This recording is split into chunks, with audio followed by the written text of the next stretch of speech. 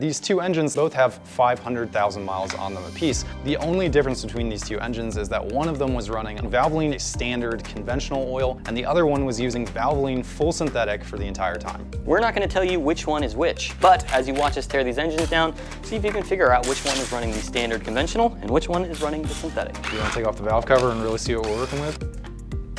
Oh, okay, Whoa, all right. Okay. There's some tarnish. Very golden though. Whoa! That is like maroon. Right off the bat, we're pretty confident which one is. I think I know what's what. We ran them at the same time, side by side, same conditions, same temperature outside, same humidity, same fuel. Everything's the same.